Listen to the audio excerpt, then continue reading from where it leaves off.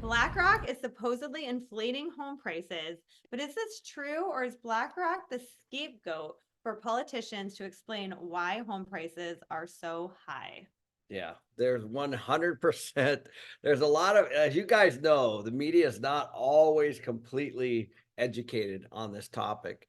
And we like this topic a lot because I think that, first of all, if you guys really dig into this, you'll see that BlackRock themselves have a statement on their website about this exact issue. They are not the ones that are doing this. And it's Blackstone. Not that that matters. It's still an institution and it's Wall Street. But just go to BlackRock's own website. It's right on their homepage and it talks about this. The reality is, the real issue is not Wall Street. Although I do know in some instances that, we are looking at almost 20 to 25% investors in a lot of markets. Now, when we say investors, what we are also saying is there are people like us, people like you, people that are buying homes and renting them. And so Wall Street is kind of getting, backhanded a little bit on this, even though they are buying a lot of these. I think that really it's just a scapegoat, right? And the media jumps on it because the media is trying to make everything seem like it's fine. So it's easy to say that it's BlackRock or Blackstone, or that it's the Airbnb market. We've all heard that the Airbnb market is elevating rental prices. Blackstone or BlackRock are elevating rental prices, corporate landlords, investors. And the truth is that there's just not enough supply. In the market, right? But it's easy to blame other things as the problem, so that people that are renters are not, or first time home buyers are not upset at the government. They're upset at the corporations or the landlords with Airbnbs or the investors, versus, who they really should be upset with. So first of all, they do play a small role. We have to acknowledge that, right? So as an example, this year in January of 2024, Starwood, which is the company that owns a lot of hotels, they own the W's, they own, I think, the Ritz. Anyway, Starwood is a big, big company. They bought 264 homes in Las Vegas for $98 million. And so, they are creeping in and they are competing, but this was part of a bigger purchase of a lot of homes. And I think, one of the things it's a multifaceted problem, but one of the things to consider, the biggest issue is that they can buy all cash and they are competing in some markets where people have to go get mortgages. Yeah, but at the end of the day, adding more rental supply to the market is not hurting the market. Potentially, yeah, potentially. We are seeing a rise in single family prices. So when you take a homeowner, one that was owned by somebody, and you're now replacing with a renter, you're actually reducing the single family inventory and turning it into a rental. But it's such a small percentage. It's not doing anything. Yeah, I think it's like 3% of homes are bought by corporations. it is a small number, but the point is that when you go from ownership to rental, it does switch things over. And to your point, but what we have is we have 20 to 25% of people now buying single families. I mean, you guys cannot dispute the single family purchase home market is everywhere, all over the internet. It's all over Instagram, all over Facebook, all over LinkedIn, all over YouTube. There's all kinds of gurus telling you how to do this, how to buy these, from sub two to, zero down to, all these crazy things that some of these people have. And basically what they're doing is saying, don't rely on Wall Street on the stock side, invest in Main Street. And so this is a huge industry, and the Wall Street is participating. They're definitely involved. Right. And when they say investors, though, they also mean mom and pop investors who have always been investing in single family and providing rentals. Because the truth is that most families cannot afford to buy a house because of the down payment, even if they were 10 or 20% less. Yeah. And I think, there's a hit piece out on CNBC that came out recently that said corporate America could own up to 40% of single family houses by 2030. So that's just 6 years from now. I read that article. It's saying they could own up to 7.6 million homes. I don't necessarily agree with that. And I think you got to be careful of these hit pieces because it certainly happened. And by the way, I'm not trying to defend Wall Street at all. I just don't think that you guys should be focusing on Wall Street or Airbnb as the problem. The real problem is the neighbors and corporate and the government by not allowing new construction. Those are the two things. So NIMBY, not in my backyard, and the neighbors do not want new construction, and the government is making it really, really hard for call it Main Street to be able to add supply. The problem is supply. We have a supply problem. And so these are all smoke screens, and I think they're being used to deflect the real issue of affordability, which is a supply problem. You guys just take a look, and you guys have looked at my videos before. You've seen we are growing in population, even more now with immigration. Okay. And we're not going to go down the immigration rabbit hole today, but the reality is all those millions of people, they are in housing somewhere, and they're taking housing away, and they're taking jobs away and all that kind of stuff from from people that are already here, period. That's just happening. And whether you like it or not. But the reality is, and so we're starting to see less and less people being able to afford single family houses. And I've been saying that we're going into a renter market for a while. And as you guys probably know, if you've been following us. So, what we're seeing is the multifamily market is shrunken down. There's a lot of units being delivered right now but they started 3 years ago when interest rates were low. We have 1 million units hitting the market this year. So some of you are going to say, we've got construction everywhere. We've got the supply everywhere. As somebody who's developing and building personally, I can tell you, when there's several years before you start to see that kind of construction and that stuff hit the market. And so these deals that you're seeing in 2024, they started in 2020, 2021. And some in 2022, early in 2022, before the interest rates went up. So what you're going to see is a real drop off. And what you're going to continue to see is the government bureaucrats they're going to start rolling out rent caps. They're going to start talking about rent control. They're killing the ability for a developer to be able to build. So they do that by zoning, or limited zoning, by impact fees. They're listening to the people that vote for them, which is totally fine, which are the neighbors. No neighbors want a lot of development. If you own something in an area, the last thing you want is a subdivision next to you. So, the process of building is really, really difficult. And the governments are now in big trouble. Yeah, and people are saying on, YouTube, Eli's saying, regulations in my market are changing for ADUs and infill. Yep. And there are, we had just talked to somebody that they allowed like tiny homes because they never had done that before. Austin just built a tiny home community because the cities are starting to wake up to the issue of affordability. But I do want to mention, corporations have been made out to be the bad guys in all this, but honestly, it's not necessarily a bad thing, because the more corporations are involved in the housing market, the more rentals will be available. And you can push back and you can say, well, we don't need rentals. We need people to own homes, but people can't afford to own homes. Groceries are expensive. Gas is expensive. Income's not keeping up. Inflation is up. Inflation's going to keep going up. So this whole idea that everyone gets a house might just not be a reality. And if they don't have a house, they have to rent. So there's nothing bad about more rentals coming to the market, because that's going to help out renters, which is what most people moving forward are going to probably be.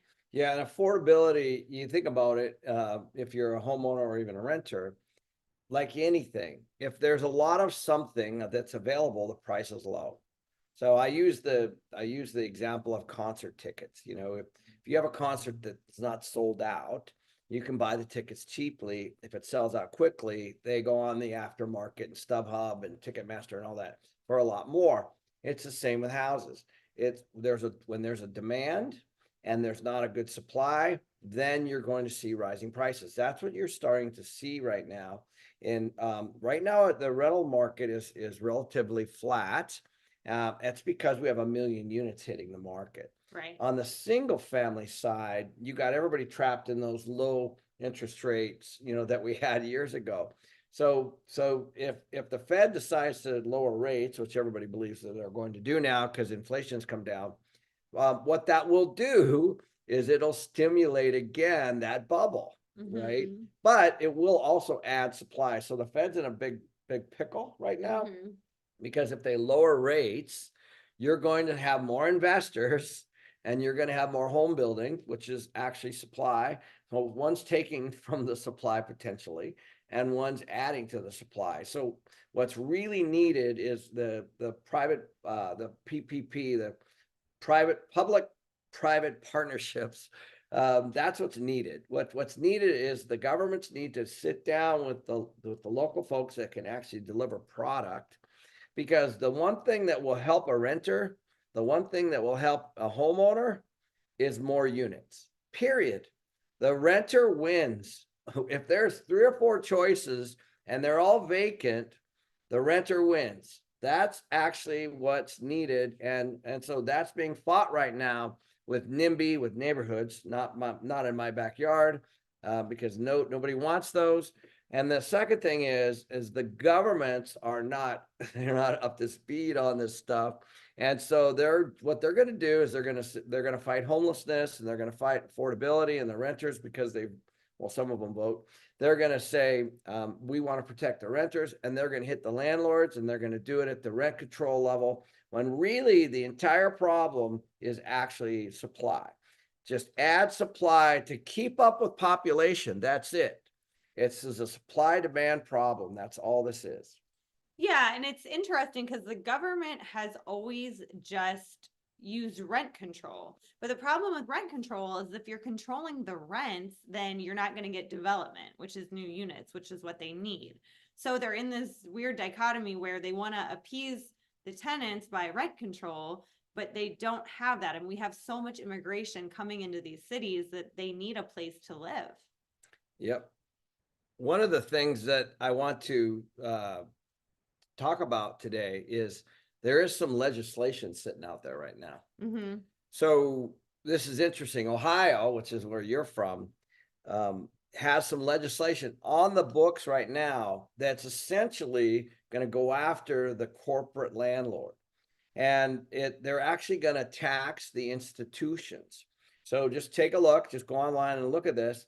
And it's going to be interesting to see if this passes, and it's going to be an interesting thing to watch, because whether it works or not is super important. But Ohio, Nebraska, California, New York, Minnesota, and Colorado are all watching this, because they all are saying they have the same problem. When in fact, I'm not saying that corporate America is not buying houses, but we're saying that it's a very, very, very small piece. They're buying companies, they're buying neighborhoods. If you even look at that Starwood deal that they bought 264 homes in Las Vegas this year, that was part of a bigger real estate, or a bigger swap. It was part of something bigger. And so yes, they are in the game, that is for sure.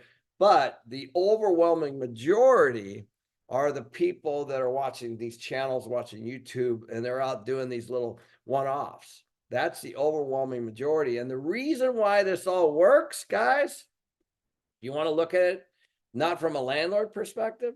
The reason why it all works is because rent growth is projected to go up a lot. And so when somebody buys a single family home, and you look at all the costs, including your mortgages, if it cash flows, an investor's going to buy it. If it doesn't cash flow, an investor's not going to buy it. Well, at least they shouldn't. Maybe they'll turn it into an Airbnb. But you get the point. If that's your only strategy, Airbnb, which actually has happened, and that's actually how a lot of the Airbnbs got started. Was they stopped cash flowing with just your long-term renter. And so all of a sudden people started figuring out ways for it to cash flow. But that's that is not long-term passive income. That's now you're operating it like a hotel. And I'm not saying it won't work. And it's a very, very, very, very small piece. But at the end of the day, what's needed, what will balance this entire market is our homes. More homes are needed to accommodate the growth on both sides. But also just don't get wrapped up in the headlines. Don't get wrapped in the headlines that it's corporate America. Because I know, so many of my friends aren't really in real estate. And, it comes up at, they're renters and it comes up at, dinner. Like, well, it's all these corporations buying everything or it's all these Airbnbs. So don't fall for that and understand that it really just is a supply and demand issue. And like Ken said, the real issues are the not in my backyard people. And then also the politicians with the zoning laws. And I do want to point out to you guys, you've got a window of maybe 18 months to 24 months of, really disruptive rent. Mhm. Okay. So as you guys know, this is when I'm buying. So we believe because of when you got we call it the pig through the python. We started new development and new construction years ago. It takes a while to build it. And those are all hitting the market now. And in a very good way, it's good for the renter. It's good for, anybody who's actually trying to get into these. That's going to quickly end because construction rates are now in the 8, 9, 10% range. And construction costs are really high and land is high. So we have land is high, construction costs are high, interest costs are high. You cannot deliver affordable homes. And so that's when people pull back. And so that's what's happened. And so you have all these units that got going when rates were low, just like you guys, when you were refinancing, buying these houses and locked in at, let's say, sub 4%. Develop home builders and multifamily builders and anybody that's actually in the business was doing the exact same thing, just on the commercial side. And so that's all hitting right now. That's going to create temporary disruption in the market in a very good way for the consumer. But come 2025, end of 25, game over. You're going to start to see 26, 27, the rents are going to go up. And I'm not seeing any relief on the single family side. Constellation said, I hope this problem gets resolved as I'm tired of ignorant people using landlords as scapegoats for the housing crisis. Right. And that's going to continue. And I think, we're bigger than them. Like, collectively, we're all bigger than them. And if we can all band together and really point the finger at the right issue, and the right issue is just build the amount of houses to accommodate population growth and you're good. Well, and stop having so much population growth if you can't build the houses. Yeah, that's another one, right? And the other thing to mention there is, it's a very important point. The population has changed a lot where population growth is, because people moved, as you guys know, from the pandemic and work from home and all that stuff. Things moved around. We had migration patterns change a lot. We had a lot of people move from areas that they didn't want to be in anymore to areas that they wanted to be in. And that changed housing, rents, the price of housing, all that stuff a lot. So, Florida's an easy thing to that's probably the one that is the most prominent. A lot of people move to Florida for whatever reason. And I can probably name a few, but we're just going to say that a lot of people move to Florida. What that does, imagine that if you have all those people move to Florida in the last 2 years, you do not have the construction keeping up. And so what happens? House prices go up, rents go up, right? And so now that's actually coming back the other way as we're starting to see. Yeah, and Viola had a good question. She said, are landlords on older properties in a better position since they can receive cheaper rents? Absolutely. Yeah. Affordability is going to be where it's at for the next 10 years, guys. I'm telling you, that's why mobile home parks are on fire. That's why the smaller units are on fire in a good way, not literally, and tiny homes, anything that is well located. You think about any market, like right now we're in Coeur d'Alene, Idaho. Coeur d'Alene, Idaho had a lot of people move here over the last few years, and I've been coming here for 15 years. What the problem is that if you're in the service business, let's say a chef, a waiter, a waitress, or whatever it is, a teacher, even we ran in this morning. We ran into 3 police officers, and their salaries are what they are. They have to move further and further and further away because everything in the area has gotten more expensive. And so you have to think about those things when you get a lot of people moving to a market. It drives the prices up, drives rents up, and those kinds of things. Not necessarily good. And so what solves that, of course, it is easier regulations, less density on the zoning, interest rates, thing where you can add supply.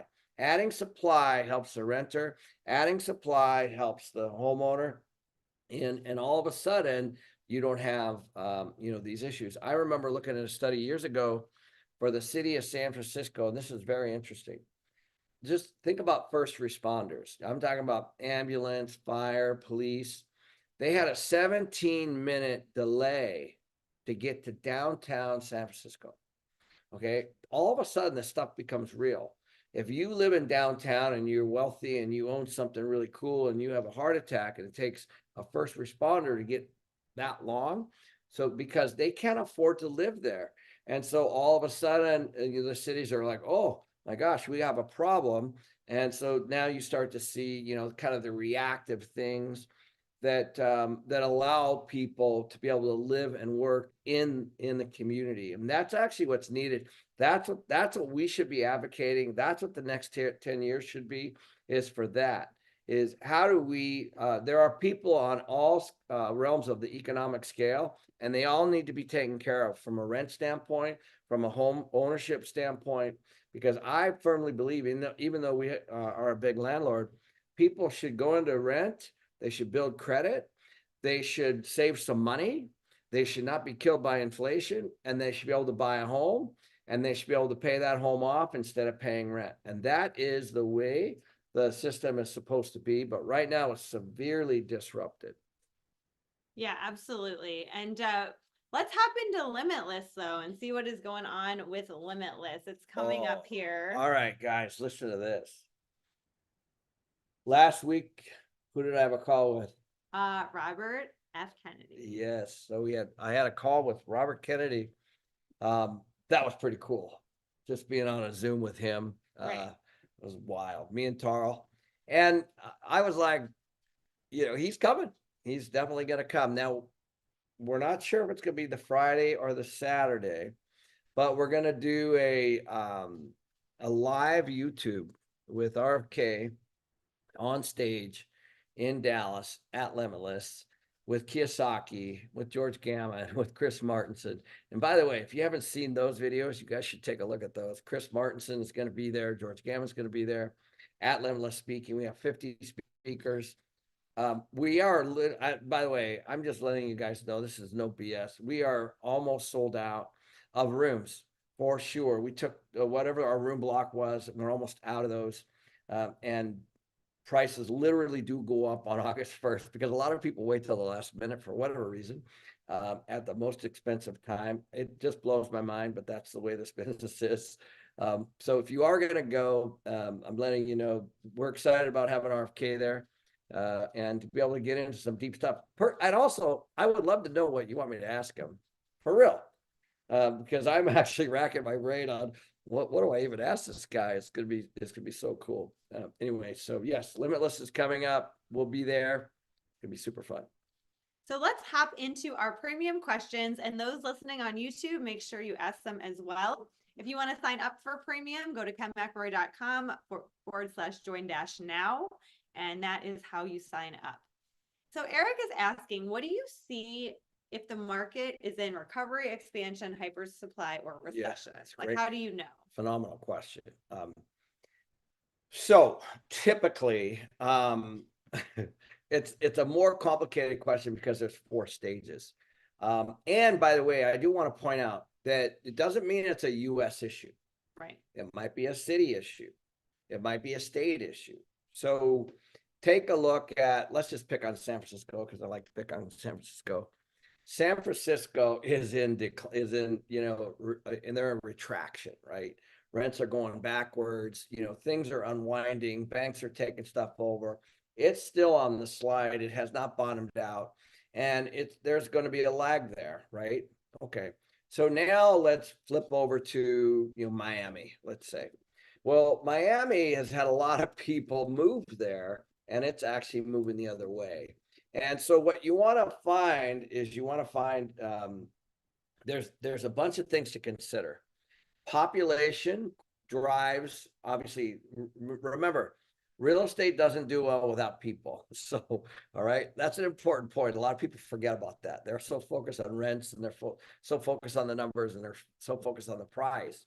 It doesn't matter unless there's people. So if there are people moving to an area creating, and then now you're going to have what I would call hyper, right? Because you're going to have rent growth and you're going to buy something and you're going to go, oh my gosh, look how smart I am. When reality is, it's just more people than supply. Okay. And then what could happen is the new construction would offset that. And so you have to look at population growth. You have to look at existing supply. You have to look at new supply hitting the market. And you kind of have to look at what's going on in a particular area. And so it's a really, really, really good question. And I would just challenge you to take a look at those three things. Actually, and there's a few more, but those are the ones that are most important. Obviously, interest rates being another one, but all of that stuff will decide the future demand of a market. And what we're all trying to do here is find out. You want to find out. You don't want to be a pioneer, but you want to go where people are going. And that's what you want. So where are all the people heading and who has a shortage of housing? Now, by the way, that's if you're buying for investment real estate, right? If you're a renter, you want to go where people are leaving, right? You want to go where you have a lot more choices. And so it just depends on who you are, where you are. But it's really a great question. Yeah. Our next question comes from Chris. For someone with less than 100,000, is it okay to not be in the super competitive markets like Arizona and instead in less competitive markets as long as the deal cash flows? Absolutely. We were just talking about this. So we have a mastermind called the Collective Inner Circle, and I had one of our friends fly in from Montana, and they stayed with us for a couple nights. Mm-hmm. And they're in Billings, and they're in Butte, and they're in these little small markets. And we got into this fabulous conversation about, for whatever reason, there's a lot of people blowing up those markets. Now, these are markets that I would not normally see or go to, but they're, maybe second or even third tier markets. And we're definitely seeing that. We're seeing people that have the ability to work from home, let's say, or have the ability to come in the office, maybe randomly, and not every single day, kind of blowing up these small little markets. And so I actually think that that's a really, really, really good strategy. And it requires a fair amount of work, and there's a little more risk, obviously, because you don't always know what's going to go on in those little markets. But sometimes those little markets, they don't like the big landlord. They don't like new development. They don't even like new employers coming in, right? And so as you start to see people move around, you're going to see these little markets pop. And we actually should do a whole show on that, because I will tell you, I actually think that's where it's at, because everyone's focused on the big ones. Well, you just invested in a deal in the Midwest. Yeah, I did. Yeah. With also we have a member, actually 3 members from the Ohio area that are just smoking it out in Columbus and some of the other surrounding markets. And I was an LP, just like a lot of you, investing into their deal because I looked at the fundamentals. Now, you got to understand, these are not markets that go up and down like this. They just grow steady over a long period of time. And that's actually what I'm looking for, is I'm not looking for the bust and boom markets. I'm looking for something that's kind of nice. Now, even though many of you might not think this, but we own stuff in Flagstaff, Arizona. We own stuff in Tucson, and these are not markets that big groups would look at.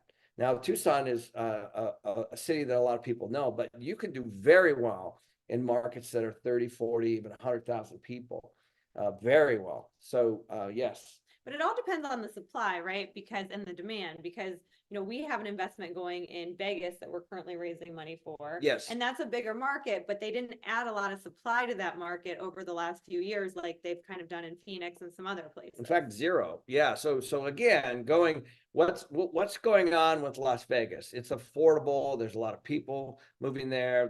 They're trying to get away from the casino business. Now, they will never get away from that. But what I mean by that is casino business can be boom and bust. So there a lot of corporations are moving there. It's tax friendly for corporations and for people. And so you start to just look at the fundamentals of like a city like Las Vegas, which is not a first tier market. If you're an institution would say LA, Chicago, New York, San Francisco, Seattle, first tier. Vegas does not make the cut. So we are investing there as an example, but in the submarket we're investing in has zero new supply coming, zero. So, it's called an infill location. It's already built out. It's next to a Whole Foods, and it's an affluent area. And so we like that because we're not going to get disrupted with we believe that market's going to continue to grow, and also rents will continue to grow because if people want to move to this area, it's called Green Valley, and which is kind of one of the affluent areas of Las Vegas. And we think we're going to have solid rent growth over time, and we're not going to get disrupted by a lot of supply. So as you start to look at, and by the way, this is a good, going back to the original question, Las Vegas itself might not necessarily be, it's like 20 or 30 different submarkets, right? So you might have an area of Las Vegas that you do not want to invest in, but you have areas that are growing like crazy. And so, inside of a market, you also have little submarkets, like this area is called Henderson or Green Valley.